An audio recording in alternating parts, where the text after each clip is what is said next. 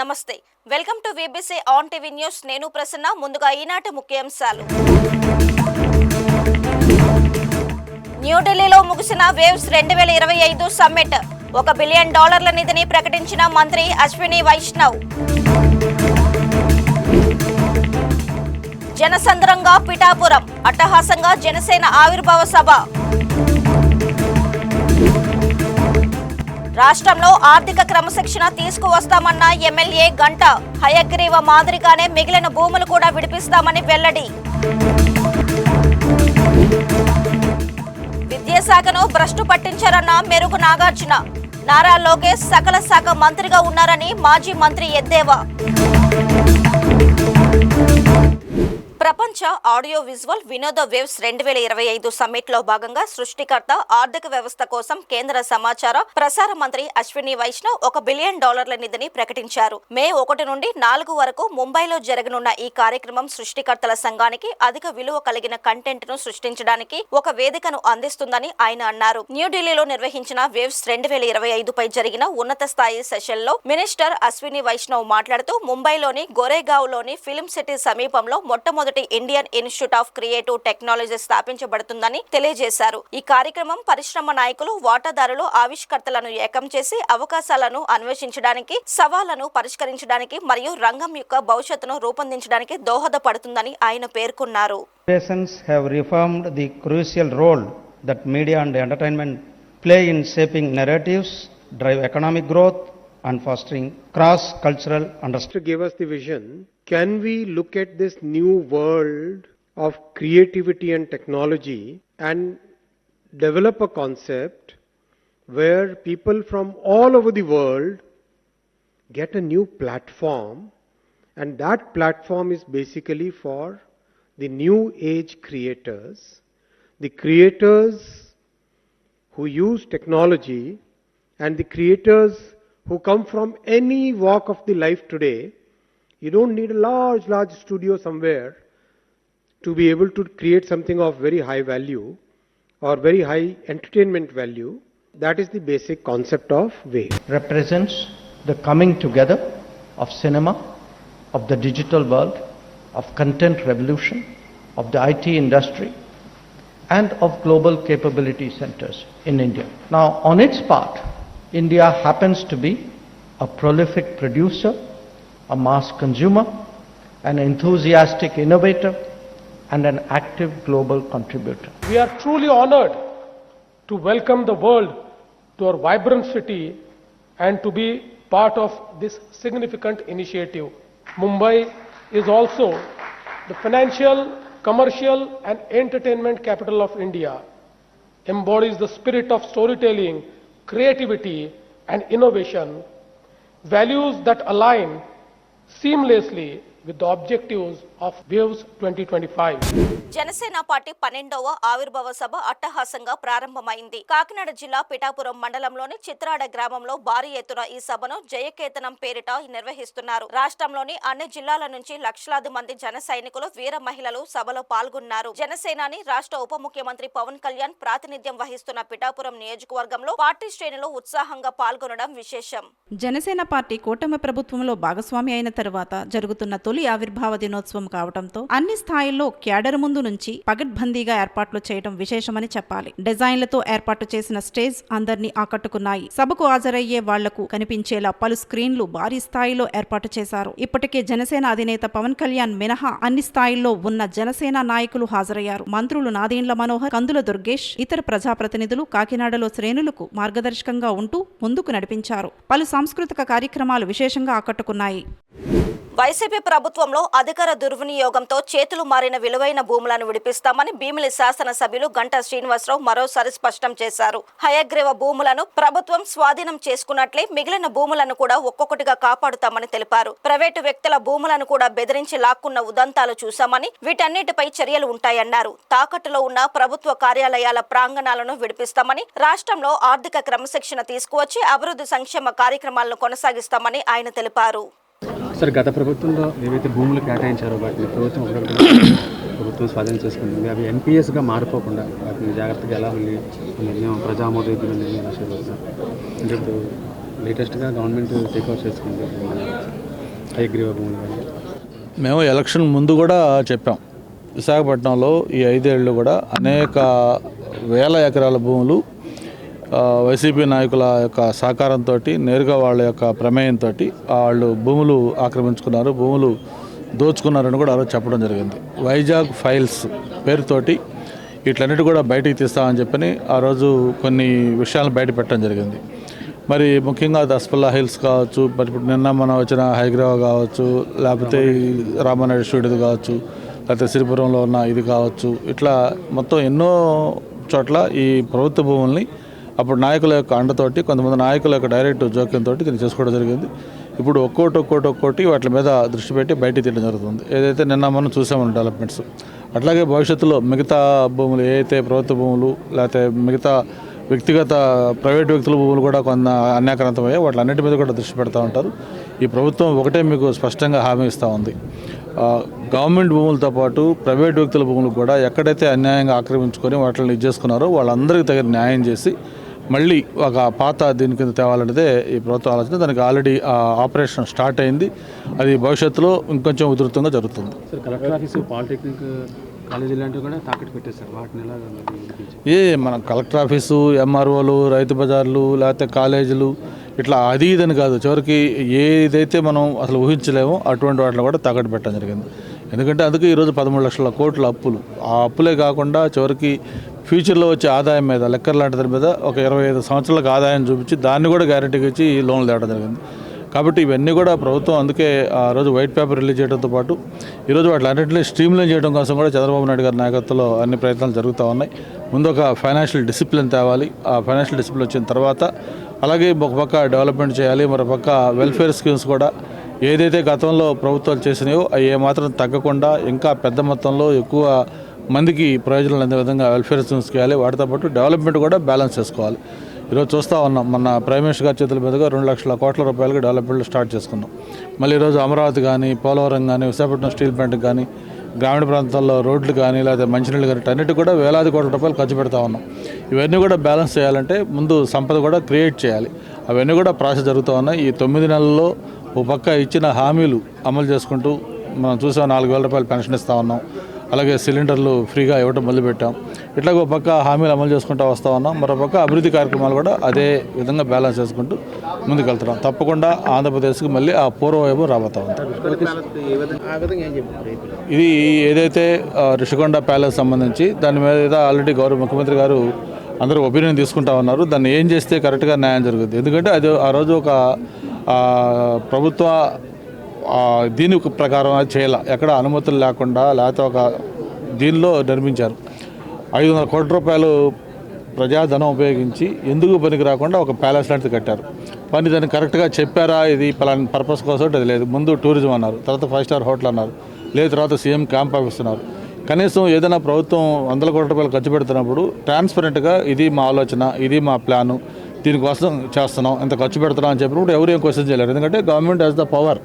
కానీ అలా కాకుండా దాన్ని వక్రీకరించి కాసేపు ఇట్లా అని చెప్పని చివరికి కోర్టుకు కూడా తప్పుడు అఫిడవిట్ ఇచ్చి, అలాగే ఫైనాన్స్ ఇన్స్టిట్యూట్ తప్పుడు అఫిడవిట్ ఇచ్చి ఫైనల్గా దాన్ని అత్యంత రహస్యంగా, గోప్యంగా దాన్ని వివాదాస్పదం చేసి దాన్ని నిర్మించారు. ఇప్పుడు దాన్ని తీరా చూస్తే దాన్ని ఏం చేయాలో కూడా అర్థం కాని పరిస్థితి వస్తుంది. 500 కోట్ల రూపాయలు ఆ మెయింటెనెన్స్ కానీ ఇవన్నీ, అదేమన్నా హోటల్కి పనికి వస్తుందా, లేదు ఇంకొక ఆఫీస్ పనికి వస్తుందా, గెస్ట్ హౌస్ పనికి వస్తుందా అంటే దేనికి కూడా పనికి వచ్చే విధంగా లేదు. కేవలం ఒక వ్యక్తిగత ఆలోచనతో, ఒక వ్యక్తి యొక్క విపరీత ధోరణికి గుర్తుగా ఆ ప్యాలెస్ నిర్మించారు. అందుకే ఈరోజు ఏం చేయాలన్నా కూడా ఒక నిర్ణయం తీసుకోలేకపోతా ఉన్నారు. అందుకే ముఖ్యమంత్రి గారు అందరినీ కూడా అభిప్రాయం అడుగుతూ ఉన్నారు. త్వరలోనే దాని మీద ఒక డెసిషన్ తీసుకోవడం జరిగింది. ఏపీ మంత్రి నారా లోకేష్ సకల శాఖ మంత్రిగా పనిచేస్తున్నారని వైసీపీ నేత మాజీ మంత్రి మేరుగు నాగార్జున విమర్శించారు. వైసీపీ కార్యాలయంలో మీడియా సమావేశం ఏర్పాటు చేసిన ఆయన చంద్రబాబు రాజకీయ జీవితంలో ప్రభుత్వ విద్యపై సాఫ్ట్ కార్నర్ తో ఆలోచించారా అంటూ ధ్వజమెత్తారు.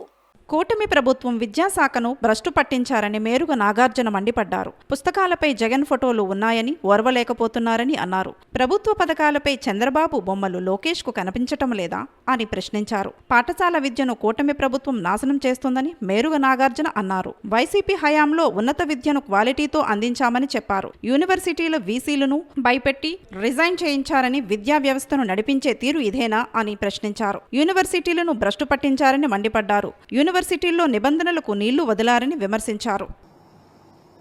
ఈ గొప్ప మార్పులు ప్రపంచంలో అందరూ కొనియాడుతూ ఉన్నారు, హర్షిస్తూ ఉన్నారు. జగన్మోహన్ రెడ్డి గారు తీసుకొచ్చిన ఈ మార్పులు అనేక మంది బయట రాష్ట్రాలు, బయట దేశాల వాళ్ళు వచ్చి కూడా హర్షించిపోతే, మీరు మాత్రం అసెంబ్లీలో దెయ్యాలు వేదాలు వల్లించినట్టు మీరు ఎగతాళి చేయటం, విద్యా వ్యవస్థ కోసం మీరు ప్రేలాపనలు చూస్తూ ఉంటే సిగ్గేస్తూ ఉంది. నేను లోకేష్ గారిని సూటిగా కొన్ని ప్రశ్నలు అడుగుతా, దానికి సమాధానం చెప్పమని అడుగుతా ఉన్నా. అయ్యా, మీ నాన్న ఈసారితో 4వసారి ముఖ్యమంత్రిగా పనిచేస్తున్నాడు. మీరు ఒకసారి దొడ్డిదారిని, ఇప్పుడేమో సకల మంత్రిగా పనిచేస్తా ఉన్నారు.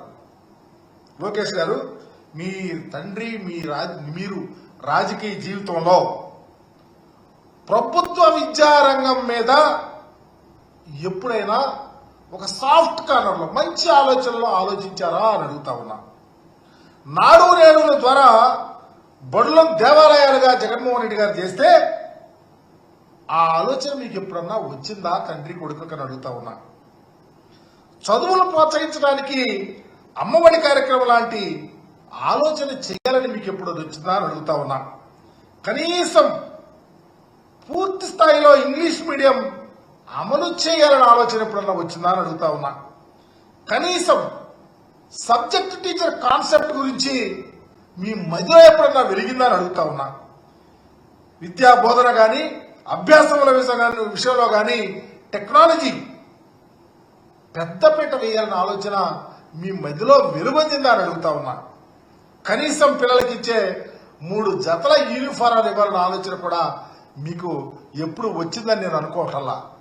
చివరికి మీరు ఈ 9-10 నెలల ఈ సంవత్సరం లోపు కాలంలో ఒక్క జత షూ అన్న పిల్లలకి ఇచ్చారని అడుగుతా ఉన్నా. అయ్యా, స్టాన్ఫోర్డ్ యూనివర్సిటీలో ఫీజు కట్టి చేరారు, మీరు చదువుకున్నారు,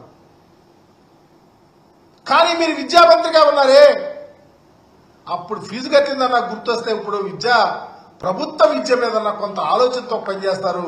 మీరు ఎందుకు చేయలేకపోతా ఉన్నారు అని కూడా అడుగుతా ఉన్నా.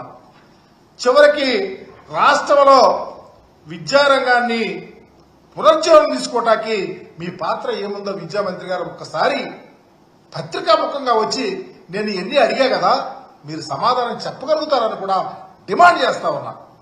ప్రపంచ స్థాయిలో పిల్లలను తయారు చేయడానికి మేము గొప్ప గొప్ప ప్రణాళికలు చేశాం. ప్రణాళికలు ప్రతిఫలం ఈరోజు రాష్ట్రం యావత్తు పేదల కుటుంబాలలో ఆనందాలు వెర్రివిడిసినాయి. చిత్తూరు జిల్లా ఆధ్యాత్మిక పర్యటనలో భాగంగా నారా భువనేశ్వరి బెంగళూరు విమానాశ్రయం నుండి రోడ్డు మార్గం ద్వారా కుప్పంకు చేరుకున్నారు. ఈ నేపథ్యంలో నారా భువనేశ్వరి రాష్ట్ర చేనేత జౌళి శాఖ మంత్రి సవిత కుప్పం నియోజకవర్గంలో పలు ఆధ్యాత్మిక కార్యక్రమాల్లో పాల్గొన్నారు. వీరికి కుప్పం ఎమ్మెల్సీ కంచర్ల శ్రీకాంత్, టీడీపీ నేతలు, తెలుగు మహిళలు స్వాగతం పలికారు. కుప్పం జిల్లా రాళ్లబుద్దుగురులో శ్రీ కోదండరాముల స్వామి వారి రథోత్సవ కార్యక్రమంలో నారా భువనేశ్వరి పాల్గొన్నారు. అనంతరం శాంతిపురం మండలంలో కురుబ కులస్తుల జాతరలో పాల్గొన్నారు. కదిరి ముత్తనపల్లి చేరుకొని సిద్ధేశ్వర స్వామి ఆలయంలో నిర్వహిస్తున్న పెద్ద దేవర జాతరలో కూడా పూజలు నిర్వహించనున్నారు.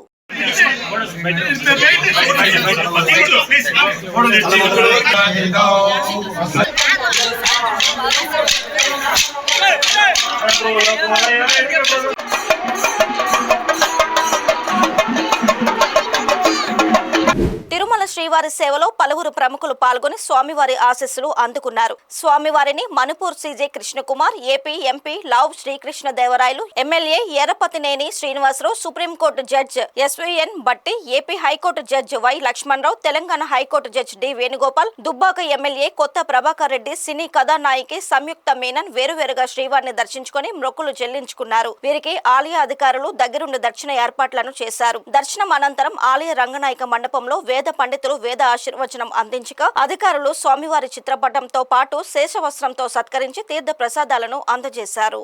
అలానే మెదక్ ఎంపీ రఘునందన్ రావు కూడా తిరుమల శ్రీవారిని స్వామివారి సేవలో పాల్గొని మొక్కులు చెల్లించుకున్నారు. దర్శనానంతరం రంగనాయకుల మండపంలో వేద పండితులు వేదాశీర్వచనం అందించగా ఆలయ అధికారులు శ్రీవారి తీర్థ ప్రసాదాలు అందచేసి పట్టువస్త్రంతో సత్కరించారు. అనంతరం ఆయన మీడియాతో మాట్లాడుతూ ఫిబ్రవరి 1వ తేదీ నుంచి తెలంగాణ ప్రజాప్రతినిధులు సిఫార్సు లేఖలను స్వీకరిస్తామని బోర్డు నిర్ణయం తీసుకుందని తెలిపారు. కూటమి ప్రభుత్వం అధికారంలోకి వచ్చిన అనంతరం సీఎం చంద్రబాబు నాయుడు తెలంగాణ ప్రజాప్రతినిధులు సిఫార్సు లేఖ లేఖలపై నిర్ణయం తీసుకున్నారని అన్నారు. మార్చి నెల ముగుస్తున్న ఆ నిర్ణయం మాత్రం తిరుమలలో అమలు కాలేదన్నారు. వివక్ష పట్ల టీటీడీ బోర్డు ఆలోచన చేసి మంచి నిర్ణయం తీసుకోవాలని కోరారు. తెలంగాణ ప్రజాప్రతినిధులు సిఫార్సు లేఖలు స్వీకరించాలని, దీనిపై బోర్డు అత్యవసర సమావేశం ఏర్పాటు చేసి తెలంగాణ ప్రజాప్రతినిధులు లేఖలు స్వీకరించాలని ఆయన డిమాండ్ చేశారు.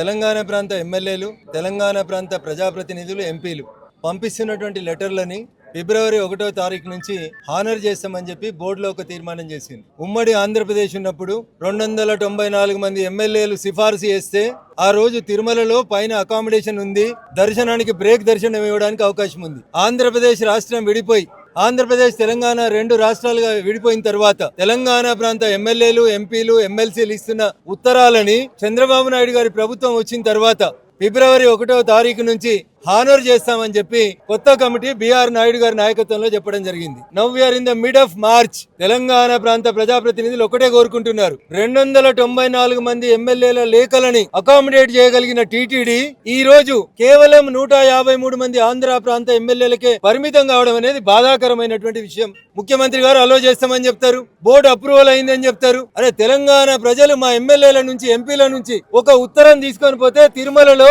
దర్శనం కావాలని కోరుకుంటున్నారు. దీనికి నానా రకాలైనటువంటి ఇబ్బందులు. లెటర్లు ఇవ్వమని వాళ్ళే చెప్తారు, అకామిడేషన్ లేదని వాళ్ళే చెప్తారు. దయచేసి ఈ వివక్ష పట్ల తిరుమల తిరుపతి దేవస్థానం బోర్డు ఆలోచించాలి.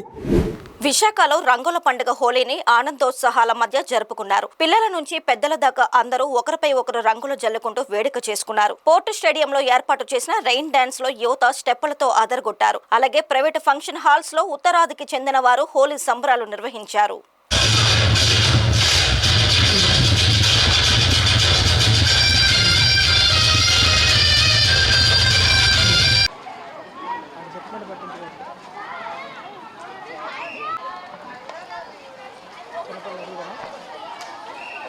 హ్యాపీ హోలీ అండి అందరికీ. ల్యాండ్సమ్లో చాలా బాగా అరేంజ్ చేశారు, అందరూ చాలా ఎంజాయ్ చేస్తున్నాం. హ్యాపీ హోలీ. హోలీ బాగా సెలబ్రేట్ చేసుకున్నాం with all rain dance, DJ music, with all friends, colourful colours and thandai. Happy Holi everyone. Happy Holi everyone. Happy Holi. Happy Holi. Happy Holi everyone. సంక్రాంతికి మేము ఇలా పండుగ చేసుకుంటాం. అలాగే ఆక్సిజన్ టవర్స్లో మేము ప్రతి సంవత్సరం హోలీ కూడా ఒక పండుగ చేసుకుంటాం. ఎందుకంటే దేశవ్యాప్తంగా ఈ పండుగ జరుపుకుంటారు. మేము కూడా దానితో పాటు సమానంగా ఇక్కడ పండుగ చేసుకుంటాం. అందరికీ హోలీ పండుగ శుభాకాంక్షలు. Is a festival of colours. Oxygen Towers అన్నది వైజాగ్లోనే బిగ్గెస్ట్ గేటెడ్ కమ్యూనిటీ. ఆక్సిజన్ టవర్స్లో ఎనీ ఫెస్టివల్ చాలా గ్రాండ్గా సెలబ్రేట్ చేసుకుంటాం. అలాగే హోలీని కూడా చాలా గ్రాండ్గా సెలబ్రేట్ చేసుకొని పిల్లలు, పెద్దలు, అన్ని ఏజ్ల వాళ్ళు, అన్ని కమ్యూనిటీ వాళ్ళు చాలా చక్కగా సెలబ్రేట్ చేసుకున్నాం. ఇది ఇండియాలోనే బిగ్గెస్ట్ ఫెస్టివల్ నార్త్ ఇండియాలో. అలాగే ఇక్కడ కూడా సేమ్ అదే గ్రాండ్ వేలో సెలబ్రేట్ చేసుకుంటున్నాం. అందరికీ హోలీ శుభాకాంక్షలు. Thank you. ప్రతి సంవత్సరం మేము ఇలాగే బాగా సంతోషంగా సెలబ్రేట్ చేసుకుంటాము. ఏదో ఫ్రెండ్స్ రాకపోయినా సరే ఫోన్ చేసి పిలిపించి మొత్తం అంతా ఆడిస్తారు మాతోటి. అందరికీ హ్యాపీ హోలీ. మన్యం ధీరుడు సినిమా విజయోత్సవ సభ విశాఖలో ఘనంగా జరిగింది. విప్లవ జ్యోతి అల్లూరి సీతారామరాజు జీవిత చరిత్రను ఇతివృత్తంగా తీసుకుని రూపొందించిన చిత్రం ఇది. విశాఖ వాసి గాయకుడు ఆర్వీవి సత్యనారాయణ అన్ని తానే రూపొందించిన ఈ చిత్రం ఓటీటీ ప్లాట్ఫామ్ లో కూడా స్థానం పొందిన నేపథ్యంలో సభకు హాజరైన పలువురు ప్రముఖులు ఆర్వీవి కృషిని అభినందించారు. ఈ సందర్భంగా భీమిలి ఎమ్మెల్యే గంటా శ్రీనివాసరావు మాట్లాడుతూ మన్యం ధీరుడు సినిమాకు ఎంతో ప్రజాదరణ లభించడం పట్ల ఆనందం వ్యక్తం చేశారు. ఆర్వీవి తానేంటో సినిమా ద్వారా మరోసారి చాటి చెప్పారన్నారు. విశాఖ కళాకారులకు పుట్టినిల్లు లాంటిదని ఎన్నో సినిమాలు ఇక్కడ రూపుదిద్దుకొని విజయం సాధించాయన్నారు. ముందుగా అందరికీ హోలీ శుభాకాంక్షలు.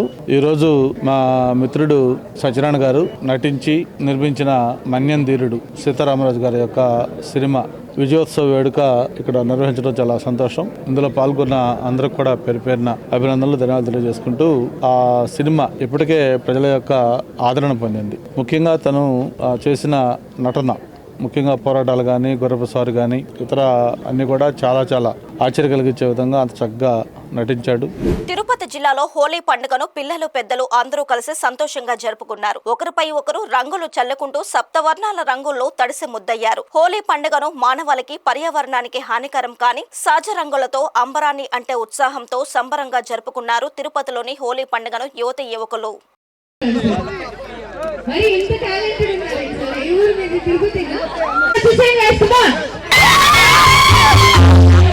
నా పేరు భాష్యవి, నేను 11th క్లాస్ నారాయణ చదువుతున్నాను. ఇక్కడ చాలా బాగుంది అండ్ బాగా ఎంజాయ్ చేయొచ్చు ఇక్కడ. హ్యాపీ హోలీ. సో హాయ్ అందరికీ. సో ఈరోజు ముందుగా అందరికీ హ్యాపీ హోలీ. సో ఈరోజు శిల్పారామంలో జరుగుతున్న హోలీ రంగోత్సవం 2025 అయితే చాలా గ్రాండ్గా జరుగుతుంది.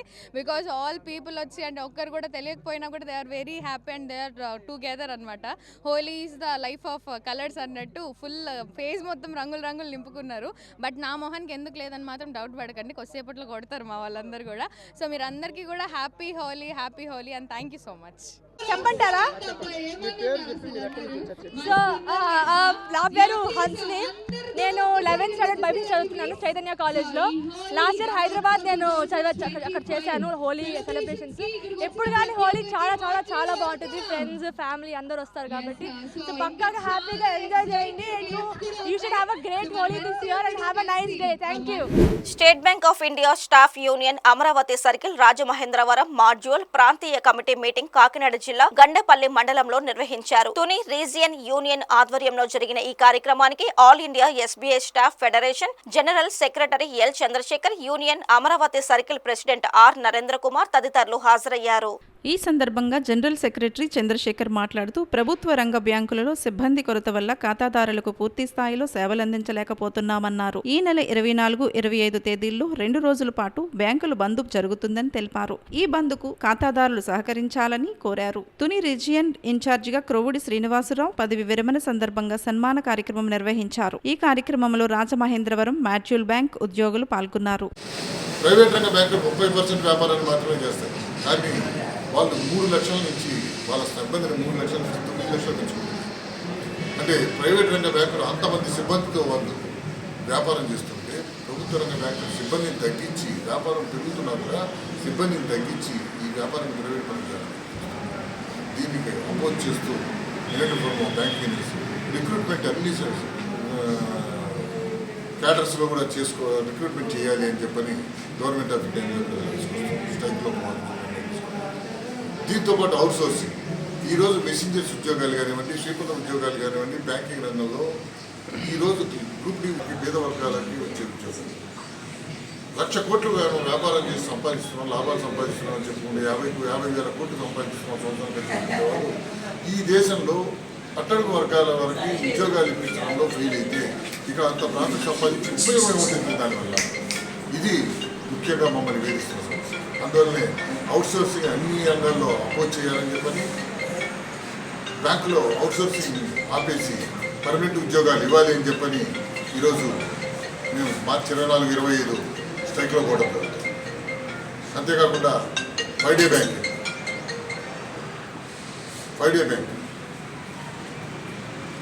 ఇది ప్రపంచం మొత్తం మీద ఈ 5 డే బ్యాంకింగ్ మీరు ఐటీ రంగంలో తీసుకునివ్వండి, సెంట్రల్ గవర్నమెంట్లో తీసుకునివ్వండి, దాదాపు చాలా స్టేట్ గవర్నమెంట్లో కూడా వారానికి 5 రోజులు 10 దినాలు అనేది వచ్చేసింది. కానీ స్టేట్ బ్యాంకింగ్ రంగంలో వరకు 10 పబ్లిక్ రంగ బ్యాంకుల్లో ఇంకా రాలేదు. కారణం government of India central government of India employees కానివ్వండి, అన్ని ప్రభుత్వ రంగ సంస్థలు కానీ 5 డే బ్యాంకింగ్ వచ్చినప్పుడు మాకెందుకు రాలేదు. దీన్ని మేము 10th బైపార్టీ అడిగినప్పుడు 2వ శనివారం, 4వ శనివారం, సెకండ్ సాటర్డే, 4th సాటర్డే ఇవ్వడం జరిగింది. ఆ తర్వాత 11th బైపార్టీ అడిగినప్పుడు ఒప్పుకొని దాన్ని గవర్నమెంట్ ఆఫ్ ఇండియా పంపించడం జరిగింది 2000 నవంబర్. అప్పటి నుంచి ఇప్పుడు దాకా గవర్నమెంట్ ఆఫ్ ఇండియా దగ్గర పెండింగ్. సో దీన్ని ఎట్టి పరిస్థితుల్లో సాధించాలి అని చెప్పని ఇదొక ఇష్యూ. కాకినాడ జిల్లా గండేపల్లి మండలంలో గల మల్లేపల్లి, గండేపల్లి గ్రామాలలో పోలవరం గట్లపై ఉన్న ఖాళీ స్థలాలను అసిస్టెంట్ కలెక్టర్ భావన పరిశీలించారు. గతంలో ఈ స్థలాలను పేద ప్రజలకు ఇళ్ల స్థలాల కింద కేటాయించారు. కానీ ఇల్లు కట్టుకోవడానికి అనువుగా లేని కారణంగా లబ్ధిదారులు ఆసక్తి చూపలేదు. ఈ నేపథ్యంలో ఆమె ఇక్కడ స్థలాలు చూసి పరిశ్రమల స్థాపనకు ఉపయోగపడతాయని పేర్కొన్నారు. ఆమె వెంట తహసీల్దార్ ఆర్ శ్రీనివాస్, ఆర్ఐ సురేష్, విఆర్ఓలు సిబ్బంది ఉన్నారు.